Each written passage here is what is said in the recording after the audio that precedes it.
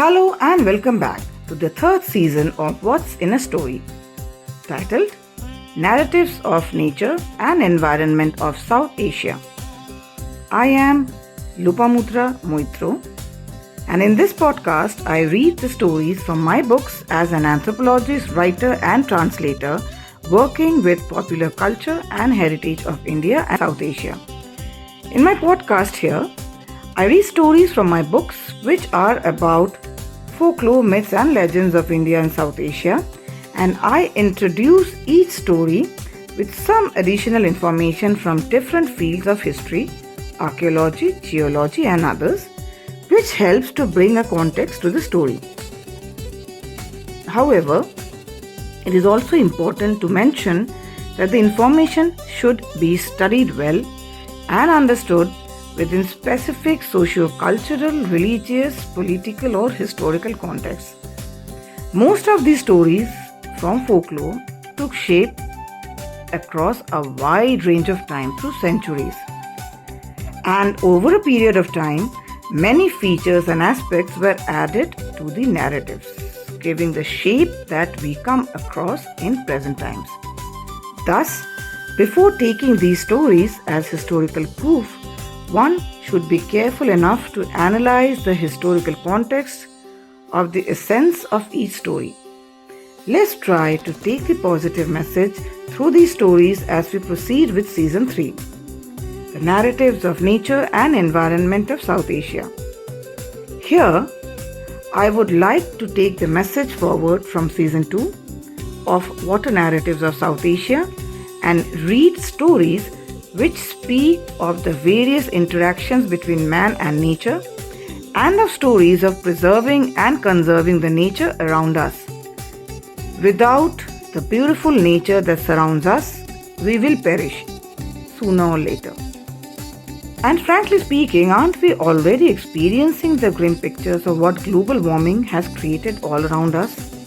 Say, like rampantly cutting down trees, creating havoc across riverbanks and deltas, or the horrific littering of plastic waste on riverbanks and beaches, which has only resulted in destroying flora and fauna and choking up so many aquatic lives around us, destroying green covers massively to build concrete structures, polluting fresh water, creating a shortage of drinking water, and the list just seems to go on and on. However, fortunately, many people are also working tirelessly to combat the situation. But it just never seems to be enough. We have already lost a lot of valuable wealth, and it's time to listen to the clarion call, for there is only one earth, and that's all we have. Here's wishing a positive thought is shared through each story of this season, the third season of What's in a Story, titled Narratives of Nature and Environment of South Asia. Follows the story of the next episode in Season 3 of What's in a Story.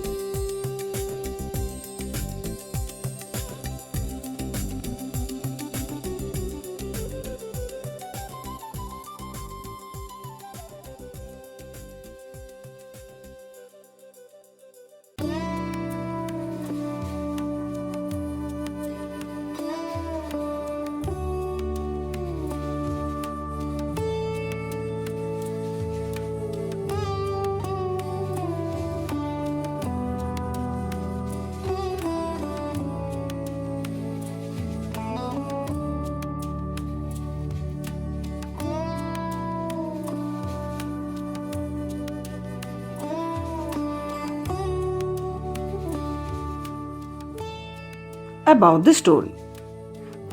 I read to this story from my book, The Owl Delivered the Good News All Night Long, Folktales, Legends and Modern Lore of India by Aleph Book Company. The title of today's story is The Lepcha Folk Belief About the Origin of Insects, and this is from the Indian state of Sikkim. The story is originally in the Lepcha language. It has been written by Anira Phiphon Lepcha. It was narrated to her by her grandmother, Late Premkit Lepcha, when she was a child. There is an important moral associated with this story. Evil can be won upon, but it is never dead, as believed by the storyline. Late Premkit Lepcha was from Rinchenpong, West Sikkim, and died in 2014 at the age of 86. The story also points towards the fact and presents itself as an example that folklore from around the world often speaks about the origin or the beginning of specific forms of life as we see around us in the nature. In this respect, this story attempts to address the insects which causes irritation and sometimes great harm or even at times death to most living creatures if left unchecked. And these include from the insects like mosquitoes and cockroaches to bed bugs and lice and many other small insects which are generally considered to be extremely unwanted in places where animals, including human beings, reside. Follows the story, the Lepcha folk belief on the origin of insects, from my book, The Owl Delivered the Good News All Night Long, Folktales, Legends and Modern Lore of India.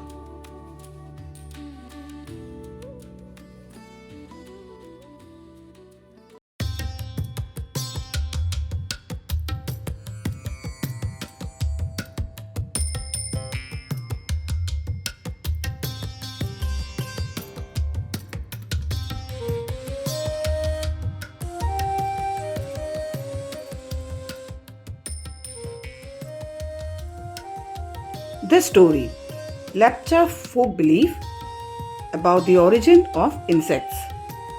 A long time ago, in a village near the forest, was a lee, that is, a traditional Lepcha hut.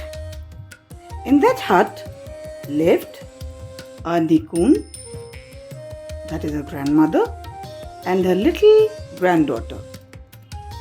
Both of them loved each other very much. The parents of this little girl were poor and had other children to look after. And since the grandmother lived alone, she brought the little girl to live with her. And that's where she was growing. This arrangement also helped the girl's parents as they had one less mouth to feed. The village had very few people and the houses were located very far from each other.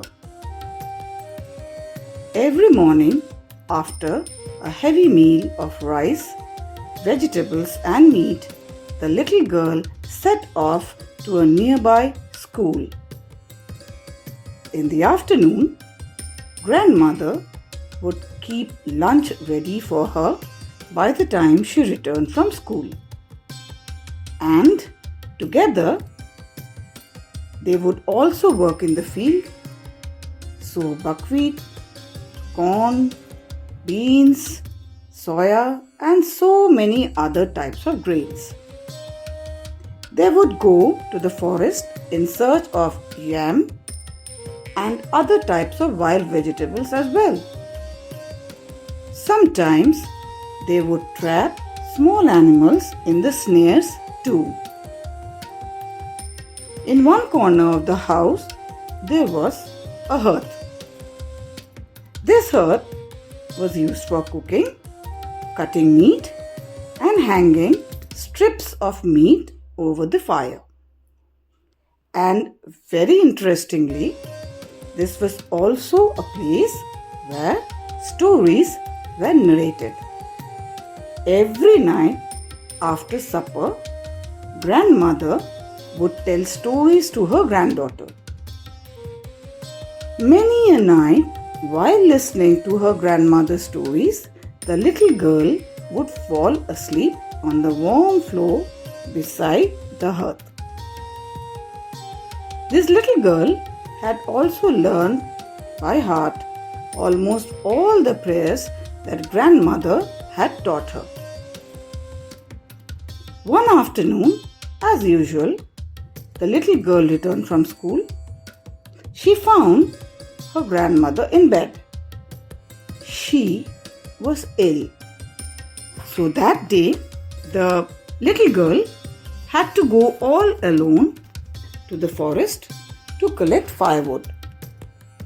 As she was leaving, grandmother told her about the malevolent, the naughty spirit of the jungle, and said that she must not giggle and always stay quiet. Remain quiet in the forest. As the little girl was collecting firewood, she suddenly felt that someone was watching her. She looked around but did not see anyone. After a while, she heard a strange noise and she was terrified. Slowly, the noise became louder and louder. Within no time, she saw a giant walking towards her.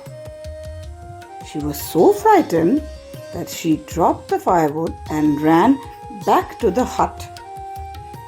The little girl narrated everything to her grandmother, who realized that this was indeed the evil giant who had made her sick and now was trying to eat her granddaughter.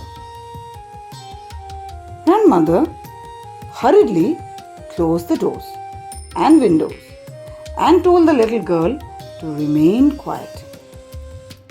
Grandmother then started heating the cornerstone in the hearth. As expected, the giant arrived at the door of the hut and started banging loudly. Grandmother was waiting for this, and she said aloud, "Oh ho, where has this granddaughter of mine gone to now? She has not reached home yet." She said loudly because she wanted the giant to hear. The giant, on the other hand, replied, mimicking the granddaughter's voice, "Grandma, please open the door. I am right here, outside."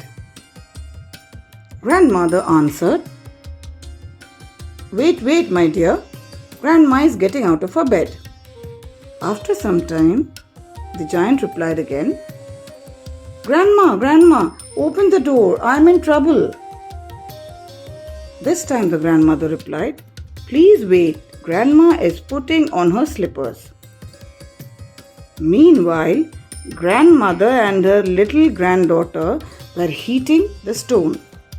After some moments, the grandmother replied, "Please wait, my dear.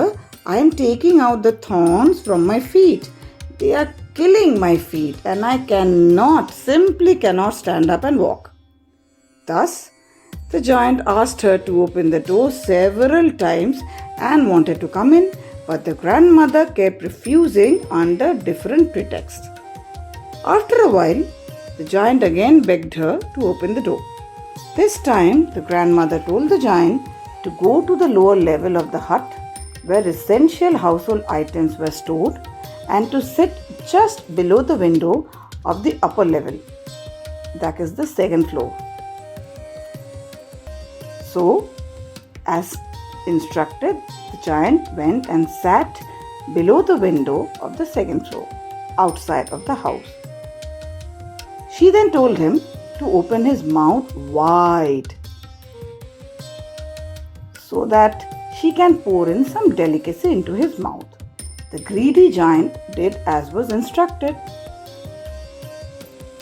Now Grandma asked once again, "Have you opened your mouth?" By this time, Grandmother was standing right at the second floor window with the hot stone in her hand.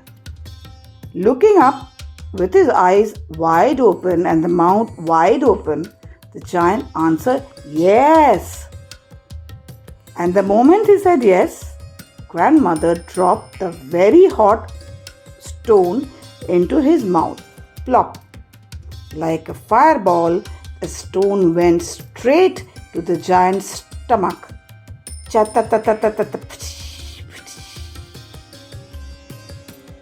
And the giant died instantly.